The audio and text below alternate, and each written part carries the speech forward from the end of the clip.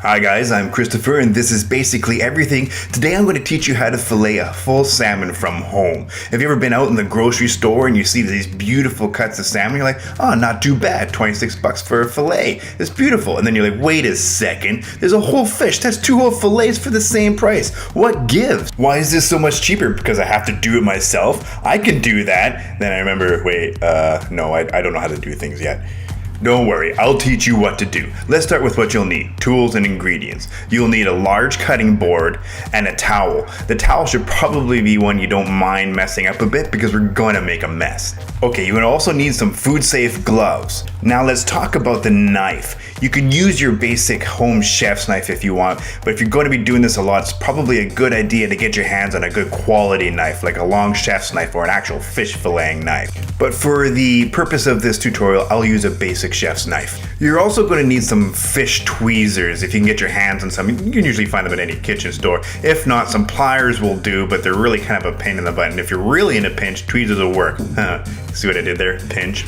All right, moving on. Now let's talk about the fish. I want to go over where you can kind of find these fish and what to be looking for.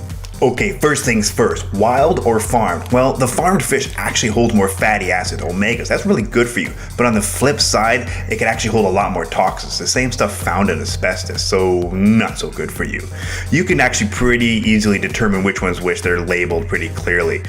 I tend to go with the wild stuff. Now, if you're also curious about whether your grocery store is a good one, just check to see if it has one of these sort of live seafood areas. That's a pretty good indicator. Okay, now let's check the freshness of the fish. You can do some of this while you're still in the grocery store, and you should. First thing, check the end. If the head is cut off, you're looking for any kind of discoloration. There's a little bit there, but it's pretty minor and we can move on. As you can see inside the belly, the color is pretty nice and orange. Don't worry about that. That's just a membrane from the belly. The whole fish should be nice and firm. Shouldn't be like soft or mushy in any way, and there should be no marks or nicks or into the fish at all. Also, give it the old smell test. It shouldn't smell fishy. It should sort of smell more like the sea. Alright, so if your fish has passed its exams, let's go ahead and get started. Let's start by identifying a line right behind that fin there. Grab your knife and cut right into it. Just like this. Boom, right through the spine. You're going to feel it kind of pop through there, and that's it. It comes off pretty simply. This can be put aside and used for stock or something later if you like. Okay, you see that? Nice and fresh. Looks really good. Now, flip the fish over and you're going to use your finger, run it down the back and identify the spine on either side of the fin that's on the top there. Okay, now grab your towel and we're going to give this a wipe down. We're just clearing any excess scales and slime that might get in the way of cutting this fish down. Now, go ahead, grab your knife, and we're going to go ahead and score a line right down the one side of the fin, just like this, going from the heel and just kind of gliding towards the tip of the knife. Go all the way down. Don't saw just one cut. Now, hey, do you see all the scales that are here? Now you're going to take your knife, very carefully wipe that off. Don't let anything interrupt your cut. Wipe the blade as often as possible. Okay, now we're going down to the very bottom, just going right across the fin there and connect it to that score that you just made. After you've done that, we're going to flip the fish right over and do the exact same thing on the other side. It's just going to kind of be in reverse, going from the tail back towards the head. But same thing, identify the line kind of on the other side of the fin where the spine is. Grab your knife, remember, clean it off. We want to make sure there's nothing that's going to get in the way with the cut. Remember, no seesaw, just a nice glide from one side all the way to the other. Just need to make a small incision here. Great, nice work. Wipe your blade again. Gotta make sure it's always clean, don't forget. Okay, so you see here, there's sort of like the spine kind of draws a line right down there, and I've got my score on either side of that line. Okay, don't forget the other side of the fish. You gotta score that tail. I kind of forgot. Okay, we're going to continue on and do the exact same thing on the bottom fin here. We're going to score on either side. Again, you're kind of starting from the heel and just letting it glide. You'll feel it start to cut. Okay, don't let the tip go into the side of the fish there. Exact same thing on the other side. And what you see, what we're doing here is we're just sort of creating a score all along the outside. You see that? On either side, a nice cut that will connect around the entirety of the fish. Nice work.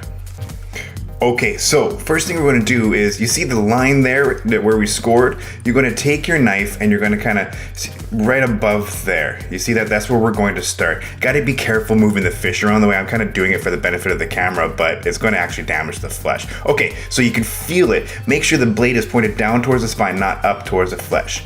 Okay, I'm using my hand to keep the fish steady, and I'm using the heel of the knife to make my first cut. Just like that. You're going to feel it kind of pop into the spine there. You see how that came clear like that? Now, with the blade pointing down, you want to make sure that the belly flap is kind of clear of the blade, because at this point you're going to slide the knife all the way down the length of the spine.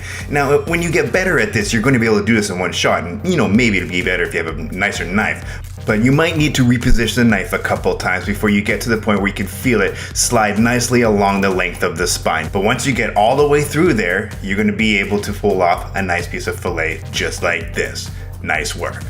All right, moving on to the other side. Again, kind of identifying this line. Now things are a bit opposite. You're kind of going up towards the spine, making sure that the blade is not down towards the flesh. And you're doing the same thing. You're going to take your heel and connect it just underneath the spine and pop it right in there just like that. You see that? Nice and easy. Now use your hand to add pressure to the top of the blade. Make sure your fingers are clear. Also, make sure before you start cutting, all sort of flaps and fins are out of the way. But just like before, once you get better at this, you're going to be able to do this in one clean shot. You're just trying to get the knife to slide all the way along the spine until you can clear it away from the fillet. Now, you can see I sort of got in on the side here too far when I was scoring. I got the tip of the knife in there, so a bit of damage there. But all in all, not a bad piece of fish. And here, there's still a little bit of flesh here. You can actually scrape that off and use it for like soup or even stuffing for a pasta or something. Get creative. You can use this whole spine though actually and throw it in with the rest of the scraps and you make a stock if you like. Okay, now we're going to clean up this belly section. Using the heel of your knife, kind of get underneath these bones here, angling the knife away from the flesh, just simply glide it along. Real easy, just like that, and then trim away the excess from the edge here. You see that? Now, there on the other side, there's a little flap of skin here. We're just going to take the knife, get it right in there, and slice it right away from the fish. Just like this, all the way down. Take it right off. Perfect.